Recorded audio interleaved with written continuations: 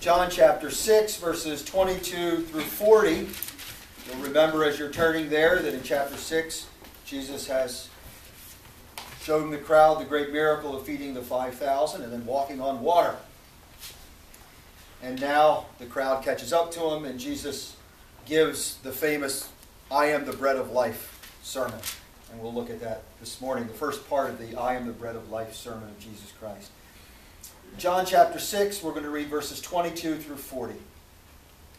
The day following, the people which stood on the other side of the sea saw that there was none other ship there, save that one whereinto his disciples were entered. And that Jesus went not with his disciples in the ship, but that his disciples were gone alone. And that there came other ships from Tiberias near unto the place where they ate the bread, after the Lord had given thanks. Now when the people saw that Jesus was not there, neither his disciples, they also took shipping and came to Capernaum seeking for Jesus. And when they had found him on the other side of the sea, they said unto him, Rabbi, when camest thou hither? Jesus answered them and said, Verily, verily, I say unto you, ye seek me not because ye saw the miracles, but because ye ate of the loaves and were filled. Labor not for the meat which perisheth, but for the meat that endureth unto everlasting life, which the Son of Man shall give unto you, for him hath God the Father sealed. Then said they unto him, What shall we do that we might work the works of God? Jesus answered and said unto them, This is the work of God, that ye believe in him whom he hath sent. They said therefore unto him, What sign showest thou then, that we may see it, and believe thee? What dost thou work? Our fathers did eat manna in the desert, as it is written, He gave them bread from heaven to eat. Then Jesus said unto them, Verily, verily, I say unto you, Moses gave you not that bread from heaven, but my Father giveth you that bread from heaven. For the bread of God is he which cometh down from heaven and giveth life unto the world. Then they said unto him, Lord, evermore give us this bread. And Jesus said unto them, I am that bread of life. He that cometh to me shall not hunger, and he that believeth in me shall never thirst. But I said unto you that ye also have seen me, and believe not. All that the Father giveth me shall come to me, and him that cometh to me I cast not away. For I came down from heaven not to do mine own will, but his will which has sent me. And this is the Father's will which has sent me, that of all which he hath given me I should lose nothing, but should raise it up again at the last day. And this is the will of him that sent me, that every man which seeth the Son and believeth in him should have everlasting life, and I will raise him up at the last day. Title of our message this morning, Jesus' I am the bread of life sermon, part 1. Our introduction. In the 6th chapter of John, the writer has recorded 2 miracles. You may follow in your bulletin if you like, or you can listen either way. He's recorded 2 miracles, the feeding of the 5,000 and the walking on the water. Both miracles were performed in the city of Bethsaida. After Jesus departs Bethsaida by walking across the water, he is followed to Capernaum by the crowd who desire to see another miracle. Jesus refuses to give them more miracles, but he will explain to them the sign of the miracle of the feeding of the 5,000. There are 4 points to our message. Verses 22 to 24, the crowd searches for Jesus. Verses 25 to 29, the crowd misunderstands the, quote, work of faith. What exactly is the work of faith? Verses 30 through 34, the crowd, again, misunderstands Jesus as the true bread of life. And then in verses 35 to 40, Jesus explains, without allegory, his mysterious riddle. Here's the context. Since the crowd was slow to understand the sign of Jesus' miracle of feeding the 5,000, because it was meant to be a sign, not just a miracle, Jesus attempts to explain his sign by allegory. When this also fails, we'll see, Jesus tells them plainly, that he is the bread of life. Not merely the kind of bread that provides physical nourishment, but a greater bread, sent by the Father to give eternal life to God's elect. We look at our first verses 22 to 24. The crowd searches for Jesus. Verse 22. The day following, the people which stood on the other side of the sea saw that there was no other ship there, save that one, whereinto his disciples were entered, and that Jesus went not with his disciples in the ship, but that his disciples were gone alone. A little confusing. Jesus and his disciples, as we know from last week's text, had miraculously landed on the western shore of the Sea of Galilee in the city of Capernaum, sometime between 3 and 6 in the morning. It's now the next day, the morning after the feeding of the 5,000, and Jesus is walking on the water. A large part of the same crowd that Jesus had dismissed in Bethsaida had not gone home, but had remained overnight on that eastern shore where they had experienced the feeding of the 5,000. Now, as morning approaches, the crowd began to realize that there had been only one boat on the shore. They knew that the disciples had boarded that boat, and that Jesus did not board that boat, but rather had gone up to a mountain to pray. The crowd then began to search for Jesus, assuming he was still there, thinking he must still be in Bethsaida. Soon they discovered that Jesus was no longer in Bethsaida. Now they know that Jesus did not get on the boat with his disciples, and it is not possible that he could walk by land across the marsh to Capernaum, for someone would have seen him leave the mountain, because they were watching him intently. It had never occurred to the people that Jesus might have just walked across the Sea of Galilee, but that's what he had done. Verses 23 and 24. And that there came other ships from Tiberias near unto the place where they ate the bread, after the Lord had given thanks. Now when the people saw that Jesus was not there, neither his disciples, they also took shipping and came to Capernaum seeking for Jesus. See, now the people wanted to be near to Jesus, or at least return to their homes, which were likely in Capernaum. That's the biggest city. The walk to Capernaum from Bethsaida was 10 miles through marshy grass, a very unpleasant walk. So what happened was, intelligence had reached people in the city of Tiberias that there were a whole lot of people on a shore in Bethsaida who needed transport back to their homes. So the boat owners from Tiberias saw in this a great profit, transportation. So many boats looking for business came in order to transport the people from Bethsaida back to Capernaum. Before the people boarded the boats, though, they made a thorough search for Jesus. They also made sure that the disciples hadn't returned during the night and picked up Jesus. The crowds knew that Jesus' so-called headquarters were in Capernaum. They knew that. They also knew that Capernaum was the main hub for boating. So most of the crowd thought, since they wanted to find Jesus, that it would be a good guess to try to find Jesus in Capernaum. So those 3 verses just explain how the crowd came from Bethsaida after the feeding of the 5,000 and came to Capernaum to find Jesus. Where we find in our second point, they find him. Verses 25 to 29, the crowd misunderstand the work of faith. Verse 25. And when they found him on the other side of the sea, they said unto him, Rabbi, when camest thou hither? Jesus answered them and said, Verily, verily, I say unto you, ye seek me not because ye saw the miracles, but because ye ate of the loaves and were filled. So here we learn that the crowd has traveled to Capernaum, and they do find Jesus there. It is grace on Jesus' part that he even allows himself to be found, by the way, and he continues to teach them. The miracle should have been enough. The people wish to know how Jesus even came to be in Capernaum, secretly hoping that Jesus is going to tell them about another miracle. Jesus could have told them that he walked across the water.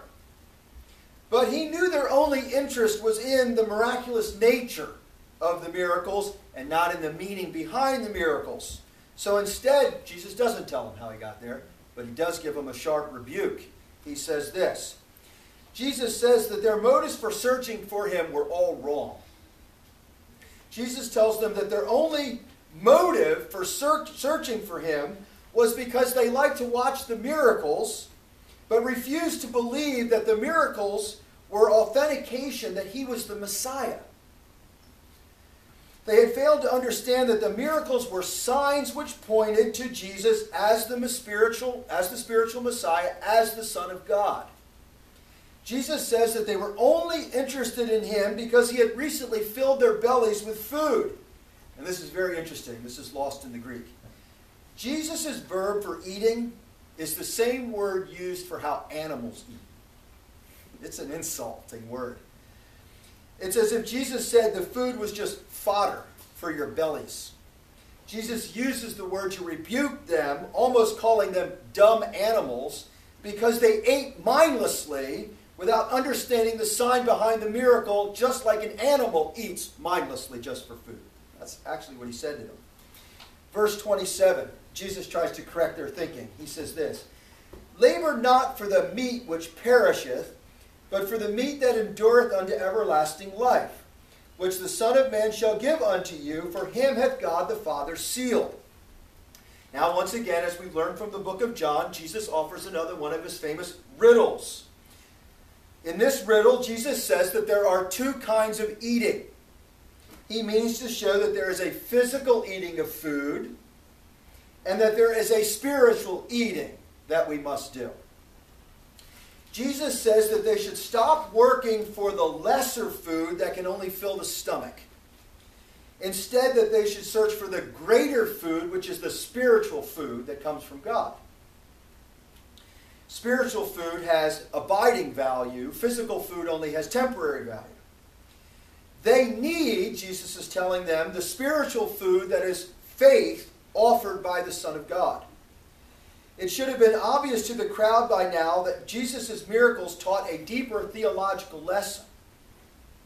The people ignorantly clung to their temporal interpretation of Jesus' words and remained indifferent to the eternal food that Jesus was offering.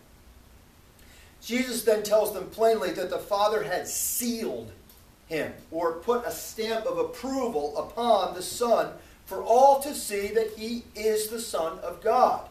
But the crowd had ignored that sign, and now they were still denying that he was the Messiah. Verse 28 and 29.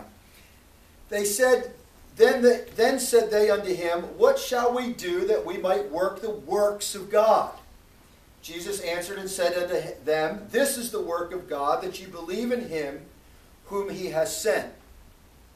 The audience answers in such a way that it is obvious that they have no idea what Jesus means by this riddle. When the crowd heard Jesus tell them to labor for the enduring meat, that term labor is also work, for that enduring meat, they immediately assumed that Jesus was requiring some kind of salvation by works, especially those works typical of the Pharisees as a substitute for faith. So the people ask Jesus, What specific works do you want us to perform? The people think that Jesus is talking about specific meritorious works, and that if Jesus will just tell them exactly what those works are, that they will begin to perform those works immediately for their salvation. But when Jesus spoke of laboring for the enduring meat, he was talking about the labor of attaining faith. In other words, the work of receiving the gift of God. The work of receiving the gift of God. Jesus used the word labor because we are required to labor in order to understand what the Spirit is leading us to believe. Jesus had just given them a free gift of bread the day before as a sign to show that grace is a free gift. But the message had now been lost on the people. We might also notice the difference in how the crowd and Jesus used the word labor or work. Notice the crowd uses the word works in the plural. In other words, a series of good deeds. That's how they are thinking of the word works. Jesus corrects the plural use of the word works, you'll notice, with the singular word work, because it is not the works of man that save him, but the singular work of God that saves him. In other words, our believing is the work, singular work of God, not the plural works of men. Faith is the opposite of works. For faith is something that we receive from God, and our good works are what we return to God, and those can only be returned from faith. There can be no doubt that Jesus is teaching here salvation by grace and not by works, as we see in the other portions of John, and I've listed some there. I could have listed 100 of other references. Jesus is requiring the work of believing in him as a Messiah. That's the work he's requiring. We come to our third point, verses 30 through 34. The crowd, again, misunderstands Jesus as the true bread of heaven. Verse 30. They, that is the crowd, said therefore unto him, Jesus, what sign showest thou then, that we may see it and believe thee? What doest thou work? Our fathers did eat manna in the desert, as it is written, he gave them bread from heaven to eat. The crowd was startled when Jesus proclaimed himself to be so near to the Father. The crowd did not like the idea immediately that Jesus was demanding faith in his person for salvation. This, they thought, placed Jesus above their greatest prophet, who was Moses. They wanted to see some credentials. Who was Jesus to proclaim himself greater than Moses? They reasoned like this. If Jesus is even greater than Moses, then let him perform a sign that is greater than Moses. Now here's what they're thinking. Now Jesus had multiplied the loaves and the fishes, but Moses had rained down manna from heaven. The Jews reasoned that the miracle of Jesus must have been easier because Jesus actually started his miracle with bread and fish, and he had merely multiplied the elements. But Moses called down bread from heaven. Moses didn't start with any of the elements. Jesus had given them earthly bread, but Moses had given them heavenly bread, straight out of heaven. So if Jesus wants to prove that he is greater than Moses, let him give a sign that proves that he is greater than Moses. That's their reason. Verses 32 and 33. Then Jesus said unto them, Verily, verily, I say unto you, Moses gave you not that bread from heaven, but my Father giveth you that true bread from heaven. For the bread of God is he which cometh down from heaven and giveth light unto the world. Jesus again corrects the problem with the crowd's thinking. First of all, Moses did not create any bread at all, but he merely gave the crowd instructions regarding the manner in which the manna was to be collected in Exodus 16. The real giver of the bread to the Israelites was, of course, God the Father, not Moses. That's their first problem. Also, even if Moses is considered the giver, it remains true that Moses did not give the real bread from heaven, because the real bread from heaven is Jesus. Moses merely gave them the type, not the antitype. Remember, the type is the sign. The antitype is the fulfillment. In other words, the bread that came from heaven in Moses' day was a picture of the true bread from heaven that would come from heaven in the form of the Messiah. The manna that Moses provided was merely physical nourishment and preserved physical life, and was a sign of the greater bread. The real bread from heaven, which is Jesus, would provide spiritual life for the spiritually dead. In other words, the fact that Jesus is standing there as the bread of life is the greater sign that he is greater than Moses. The genuine bread that Moses could not, the genuine bread Moses could not give. Not even God could give through Moses. The true bread would actually come down from heaven. Now think about this. After all, the manna didn't really come down all the way from heaven. It just fell from the sky. Jesus came all the way down from heaven. The genuine bread, which is Jesus, does more than nourish the life. The true bread gives true and eternal life to those who are dead and have no life. It's a much greater bread. The bread that came down to the Israelites from Moses only fed the Jews in the desert.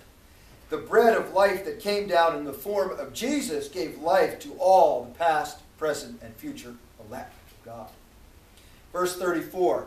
Then they, that is the crowd, said unto him, Jesus, Lord, evermore give us this bread.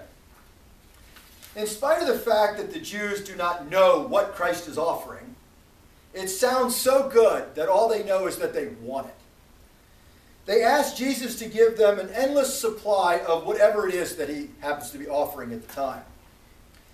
They make the same mistake, as you'll remember, as the woman at the well.